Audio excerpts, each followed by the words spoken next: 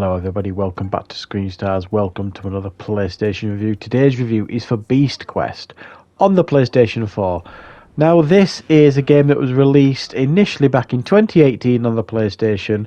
I have noticed it in a sale here and there over the years, and I'm a big lover of role-playing games, as you know if you follow my content. And this is in the most recent sale as of the date of this review going up anyway, and I paid I think it was £1.69 for this in a sale, which is very, very cheap. Anyway, you slice it, you know what I mean? If you're looking for a deep sale on a game, you can't really get much more deep than that in regards to picking this game up. Now, what do you get with Beast Quest? Well, essentially what you get here is a really old school role-playing game, the likes of which you used to get many, many years ago. It doesn't really offer any originality in every aspect of the game. But what you do get here is what I would say is a fairly basic entry-level role-playing game. And probably a game that would be perfect for a youngster out there or someone who was looking to like test out an RPG, who wasn't really used to them, hasn't played many of them.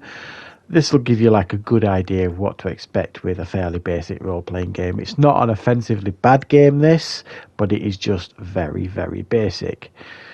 Now, you start off in the game. It gives you a little bit of backstory. It's one of those usual role-playing like fantasy tales. You know, there's these mythical creatures that have been turned bad by this evil wizard, and you are the savior. You're this teenage warrior.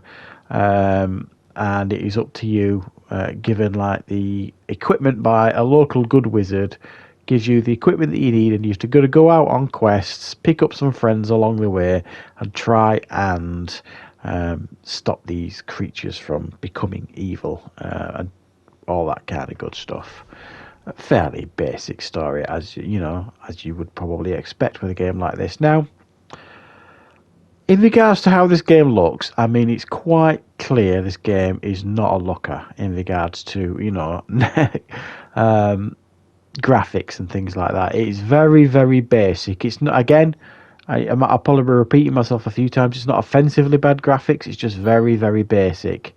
It reminds me of like a PlayStation 3 game, and one that hasn't really been put on a lot of effort into. Everything looks as it should, you know, all the creatures, all the spiders look like spiders, all the goblins look like goblins, all the dragons look like dragons, all the wolves look like wolves. Everything's a bit chunky, everything's a bit cartoony, and everything's a little bit childlike, I suppose. Which again is why I go back to the point that this is probably a good entry-level RPG for kids. Now, back in the day, my entry level for an RPG was things like Final Fantasy VII back in the 90s, but I wasn't a kid back then. But this is an RPG that is certainly not going to scare anyone or anything like that, so it would certainly be okay for youngsters to play this one and have a little bit of fun with it. It's not difficult to play either, in a sense of it explains itself particularly well. It's got these basic tutorials throughout the whole thing. It explains the mechanics of the game, and they are not difficult to pick up. You've got a basic like potion set. You've got like your healing potions and your bravery potions. Your healing potions are the green ones. The bravery potions are the yellow ones. You've got a meter in the middle that fills up during combat, and when it fills up to the top, you will then be able to unleash a special attack.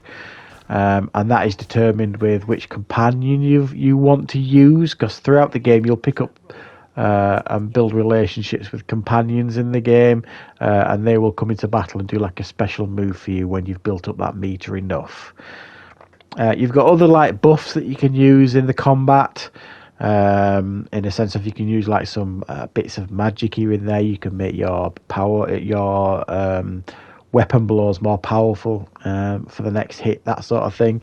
And again, you can upgrade and make them better as the game goes on. It's fairly basic stuff. Now, interestingly, it goes a little bit down a different route here, the combat. It's not turn-based, and it's not like free-flowing combat. In actual fact, when you see an enemy, you will go into like an arena where you've got just you and the enemies in front of you, and then you've got a choice of which enemy to attack. If there's one enemy, it's fairly clear where you're attacking.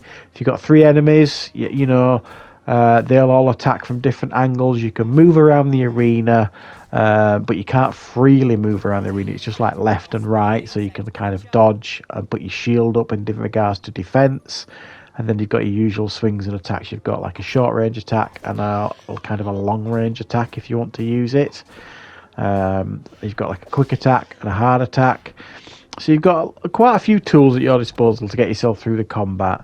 And then as you will like pick up like points at the end of the combat.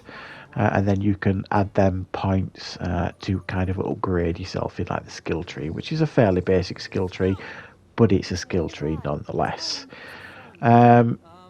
Very basic quests here. It's what you would describe as the most basic type of fetch quests.